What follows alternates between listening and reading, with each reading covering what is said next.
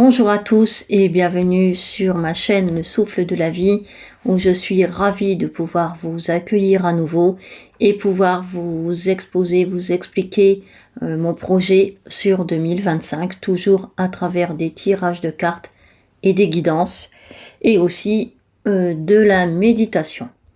Alors du coup, en 2025, donc on est en année 9 et l'année 9 c'est une fin de cycle.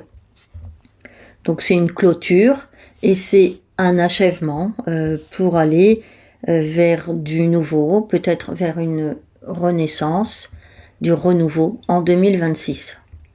Donc l'idée, c'est de clôturer au mieux cette fin de cycle et c'est d'avoir une réflexion alors tout au long de l'année sur ce qu'il s'est passé avant dans votre vie, peut-être déjà en 2024, voire les années précédentes, et de peut-être tirer des leçons justement du passé pour peut-être essayer de ne pas renouveler les mêmes choses, surtout les mêmes erreurs, et oui, et de tirer des leçons de ce qui s'est passé.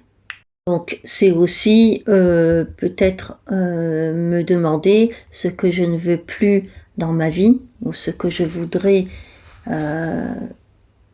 des choses qui s'éloignent, parce qu'il y a des choses qu'on ne veut plus, mais malheureusement on ne peut pas non plus tout clôturer dans sa vie, c'est pas possible.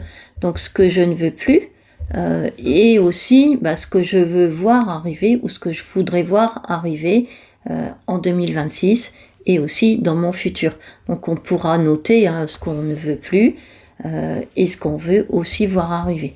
Donc par exemple, moi je ne veux plus cette année ou l'année prochaine côtoyer cette personne parce que finalement, quand je la vois, ça me fait du tort et ça me fait mal et je suis pas bien avec ça. Donc voilà, au moins j'essaye de m'en éloigner et si je peux, je ne la vois plus du tout. Alors, après, je parle d'une personne, ça peut être des situations dans lesquelles je suis pas bien non plus, et voilà. Et je voudrais essayer de ne plus me retrouver dans certaines situations. Donc c'est ça aussi une clôture, c'est vraiment faire un petit bilan un peu de sa vie en général sur ce que je ne veux plus et ce que je veux, bien entendu. Donc je peux noter aussi ce que je veux. Je veux plus d'amour, je veux peut-être plus de temps pour me reposer, pour voir ma famille, mes amis, des connaissances en particulier, je veux faire du sport, etc., etc. Ça peut être je veux changer de travail, je veux déménager, enfin voilà. Et alors c'est pas parce que vous voulez quelque chose que vous l'aurez automatiquement, mais voilà, ça ne coûte rien de le noter et après vous verrez au fur et à mesure de l'avancement de votre vie si c'est réalisable ou pas. Donc en année 9, on essaye au maximum de faire du tri, de ranger, de classer, de balayer des choses de sa vie et on laisse certaines choses derrière nous, certaines situations, certaines personnes qui ne nous sont plus utiles. Voilà, du coup on fait un nettoyage en 2025. Donc un nettoyage aussi, c'est aussi intérieur, c'est pas que extérieur. On peut aussi nettoyer des choses en nous. Par exemple, il y a des habitudes qui me sont plus très utiles, donc j'essaye de les enlever. Voilà, il y a des croyances peut-être qui sont pas bonnes et j'essaye de les laisser aussi partir et d'en acquérir des meilleurs, par exemple. Voilà, ça peut être je sais pas, un trait de mon caractère qui, je pense, qui est bonne pour moi et au final, ça me mine. Voilà, c'est aussi, voilà, on peut arrêter l'auto-sabotage, par exemple. Arrêter de se dire, moi, ce que je fais, c'est pas bien, c'est jamais assez, il manque ci, il manque ça, il y a trop de ci, il y a trop de ça. Non, stop, on arrête aussi avec cet auto-sabotage. Voilà. Et on fait de son mieux, c'est déjà pas mal. Et je reviens aussi sur le tarot. Je n'ai pas expliqué pourquoi j'utilisais le tarot. Essentiellement, il y aura aussi d'autres oracles. Mais le tarot, c'est un outil de développement personnel et spirituel. Parce qu'il y a 22 lames majeures 22 cartes, pardon, et qui permettent de nous délivrer des messages et qui nous permettent aussi un éclairage sur notre avancement et notre cheminement. Voilà, on a plusieurs étapes dans notre vie à passer, à traverser. Déjà, il y a l'avancée en âge et ça nous demande des transformations intérieures et extérieures, bien sûr, et parfois aussi des changements d'état ou d'identité. On n'est pas, et c'est pas toujours facile. Voilà, on n'est pas la même personne à 10 ans, à 20 ans, à 30 ans, à 40 ans, etc. Donc il y a des passages dans la vie qui sont plutôt, enfin, parfois difficiles. Donc on change d'état, voilà, à chaque période de sa vie. Et on se transforme aussi selon les étapes de notre vie. Et les cartes de tarot, elles reprennent ces transformations et ce cheminement. Donc c'est pour ça que les cartes de tarot, donc ça va de la carte 0 à la carte 21 et ça explique un peu aussi ce cheminement et ces périodes de vie que l'on traverse et qui sont parfois difficiles. Donc ce tarot, il nous permet, parfois quand on est perdu, il nous permet de peut-être nous éclairer aussi sur le chemin que l'on doit suivre, par exemple. Et pourquoi aussi la méditation? Parce que ça nous apporte, personnellement, après vous verrez, vous prenez ce que vous voulez aussi. Si vous n'en avez pas besoin, vous prenez pas. Vous zappez. Ça nous apporte, moi je trouve, de la douceur, du soutien, de la consolation, de l'énergie. Parfois quand on est trop fatigué, très fatigué, ça nous met dans des états difficiles. Et c'est dur parfois de sortir aussi, quand on est fatigué, c'est difficile de continuer sa vie et son cheminement sereinement. Donc voilà, ça permet aussi peut-être de trouver du courage, du calme et de l'apaisement qu'on a besoin, et aussi pour être équilibré, donc entre sa tête, son cœur et son corps. Voilà, donc en année 9, il faut vraiment lâcher et laisser ce qui ne nous convient plus. On ferme un chapitre de notre vie pour en ouvrir un autre.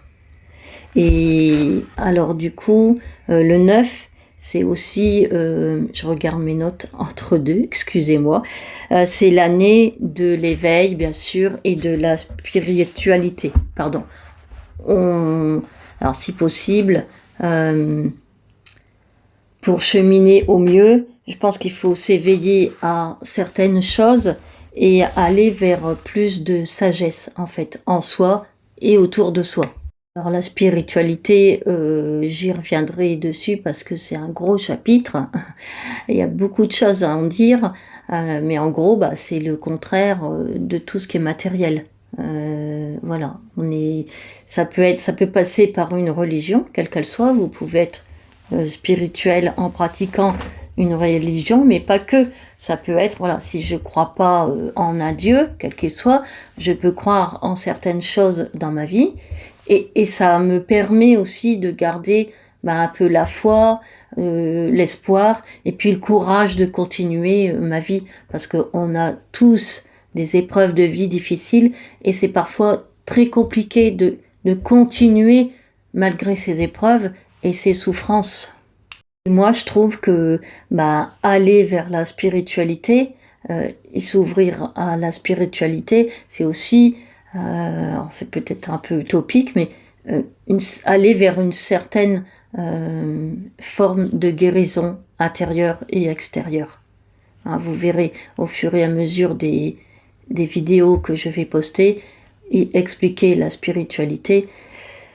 Moi je trouve que ça apaise beaucoup. Personnellement, pour le pratiquer, ça m'apaise. Et ça me permet aussi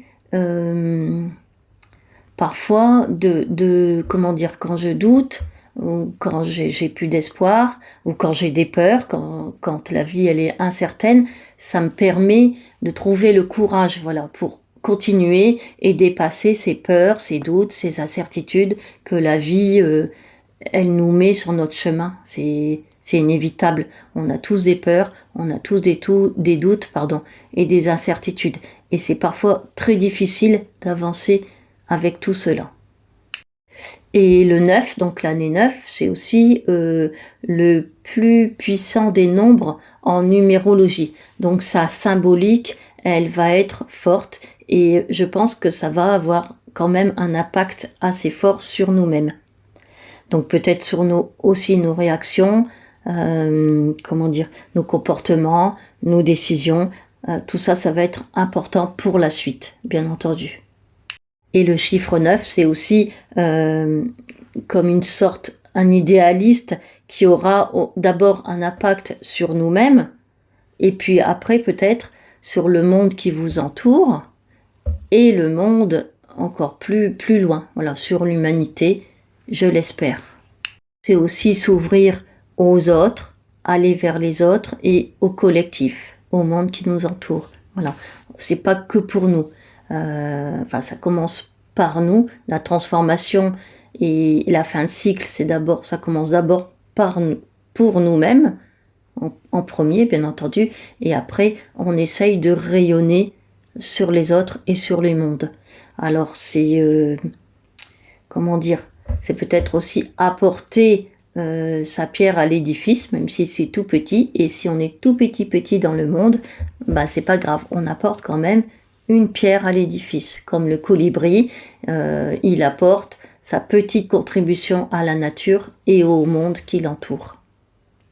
On essaye de penser un peu plus aussi au collectif. Alors, je sais bien que notre société actuelle, elle est plutôt individualiste et égoïste, donc c'est un peu le contraire. Là, je pense que 2025, il faut aussi s'ouvrir à d'autres choses et au monde. Alors c'est peut-être un peu utopique, mais pourquoi pas, il y a bien des guerres, des génocides, des crimes, des assassinats, des jeux de pouvoir, etc., etc. Alors pourquoi pas un peu plus de bienveillance, d'empathie, d'altruisme, de générosité, de partage, d'échange.